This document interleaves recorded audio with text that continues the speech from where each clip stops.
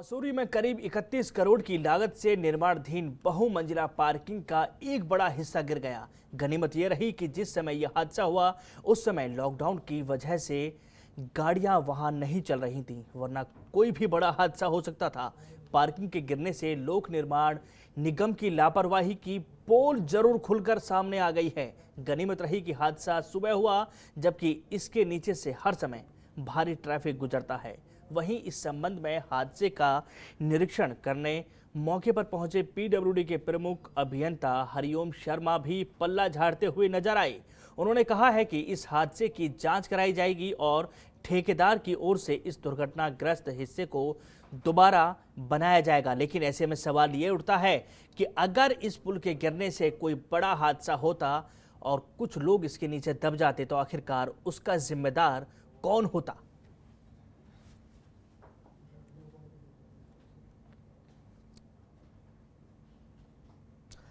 हरिद्वार के ग्राम सहदेवपुर गांव में एक खेत में आग लग गई। इससे किसान पवन की खेत में कटी पड़ी हुई गेहूं की करीब 15 बीघा फसल जलकर नष्ट हो गई। यह हादसा शाम के समय हुआ था, जहां इस हादसे में खेत में पड़ा करीब 60 बीघा भूसा जलकर राख हो गया। खेत मालिकों ने लोगों की मदद से आग बुझाने का प्रयास किया, जिसके बाद में ट्रैक्टर द्वारा आसपास के किसानों की फसल को बचाया गया, जहां करीब 2 घंटे की भारी मशक्कत के बाद आग पर काबू पाया जा सका। फिलहाल अभी तक आग लगने के कारण का पता नहीं चल सका है। हवा तेज चलने से आग ने पूरे खेत को अपनी चपेट में ले लिया था। खेत मालिक ने बताया है कि उनका लाखों का नुकसान हो गया है। क्षेत्रीय लेखपाल जाहिद हसन का कहना है कि आग लगने की उनको जानकारी मिली है। जांच कर रिपोर्ट उच्च अधिकारियों को भेज दी जाएगी।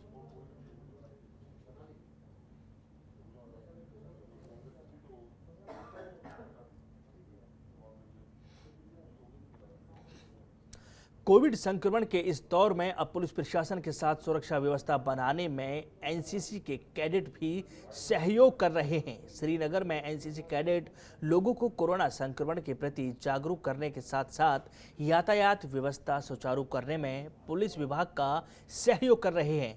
सीओ ने बताया है कि एनसीसी कैडेट के अभिभावकों से इजाजत मिलने के बाद ही उन्हें पुलिस प्रशासन के सहयोग के लिए भेजा जा रहा है। पौड़ी में 20 एनसीसी कैडेट पुलिस प्रशासन को दिए गए हैं, तो वहीं श्रीनगर में 18 कैडेट पुलिस के साथ मिलकर इस महामारी में व्यवस्थाओं को दुरुस्त कर रहे हैं।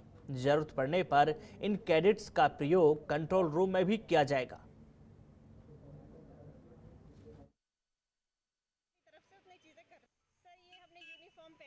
सर इसके लिए हमें कुछ ना कुछ तो करना ही पड़ेगा, तो इसके लिए हम अपना जितनी हो सके अपनी तरफ से उतनी चीज़ें कर रहे हैं।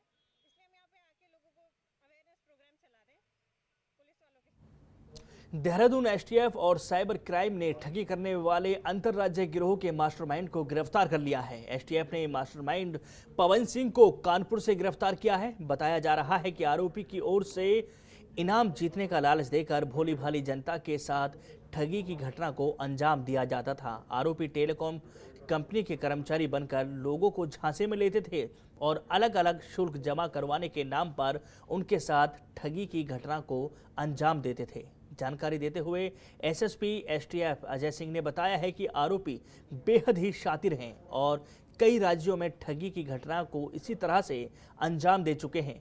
उन्होंने कहा है कि प्रेमनगर निवासी ने अपने साथ 25 लाख रुपए की धोखाधड़ी की सूचना पुलिस को दी थी, जिसके बाद मुकदमा दर्ज कर कार्रवाई करते हुए आरोपी पवन सिंह को गिरफ्तार किया गया है। मामले में आरोपी के फरार साथियों की भी तलाश लगातार की जा रही है।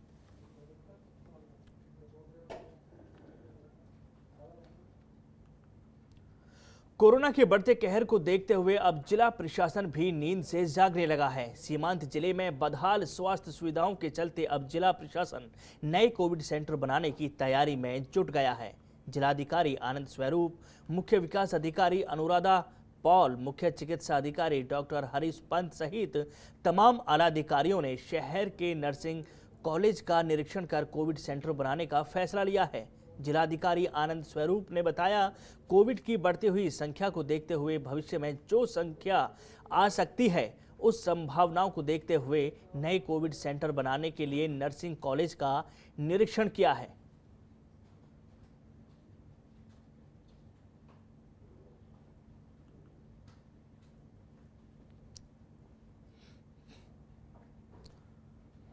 हरिद्वार में कोरोना के चलते मौतों का सिलसिला लगातार जारी है। जिले में एक दिन में कोरोना के सबसे ज्यादा आंकड़े आए हैं। 15 लोगों की मौत हो गई है। 5 लोगों ने मेला अस्पताल में अंतिम सांस ली है। जिला कारागार में भी एक कैदी की मौत हुई है। भूमानंद अस्पताल और विनय विशाल हॉस्पिटल में 3 लोगों ने अपनी जान गंवाई है। जय मैक्सवेल अस्पताल में 2 और बाबा बर्फानी अस्पताल में 1 संक्रमित जिंदगी इस लड़ाई में हार गया है।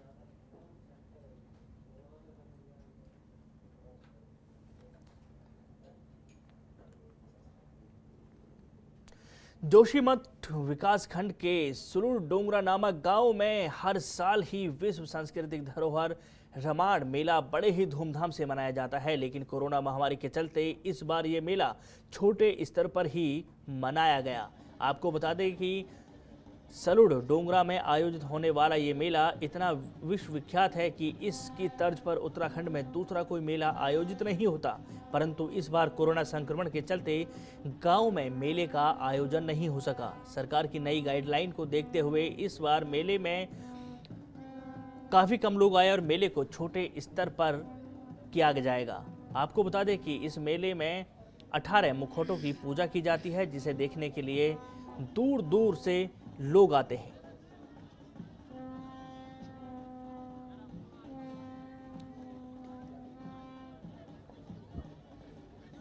जहां कोविड-19 की दूसरी लहर ने अपना कहर बरपा रखा है, एक और दूसरी तरफ देश में चारों ओर ऑक्सीजन के लिए हाहाकार मचा हुआ है, तो वहीं ऑक्सीजन सिलेंडर की कालाबाजारी करने के मामले भी लगातार सामने आ रहे हैं। ताजा मामला हरिद्वार जिले के अमली पुलिस चौकी स्थित मां गंगा गैस कंपनी का है, जहां ऑक्सीजन सिलेंडर लेने आए मरीजों के परिजनों ने कंपनी प्रबंधन पर ऑक्सीजन की कालाबाजारी करने के गंभीर आरोप लगाए हैं।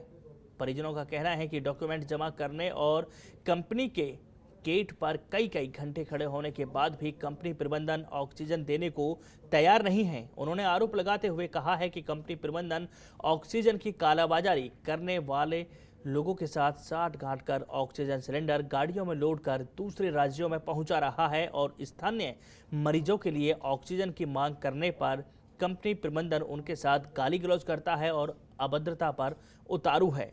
हालांकि हरिद्वार जिलाधिकारी ने डॉक्यूमेंट जमा कर मरीजों के लिए कंपनियों को ऑक्सीजन देने के आदेश दे रखे हैं, लेकिन जिला प्रशासन के आदेशों की मां गंगा गैस कंपनी लगातार धज्जियां उड़ा रही है।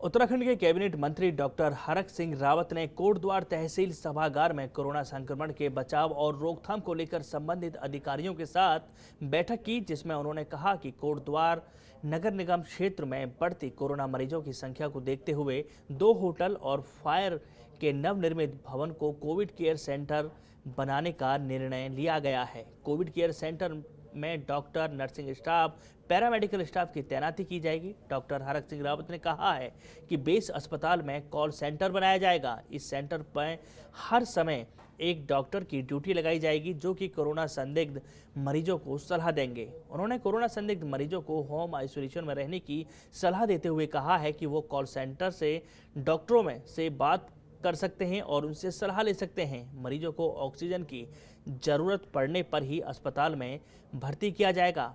कैबिनेट मंत्री डॉक्टर हरक सिंह रावत ने ये बैठक की और संक्रमण से बचाव और रोकथाम के लिए अधिकारियों के साथ बैठक की और साफ आदेश दे दिया है कि यहाँ होटल और फायर भवन को कोविड सेंटर में तब्दील कर दिया जाए।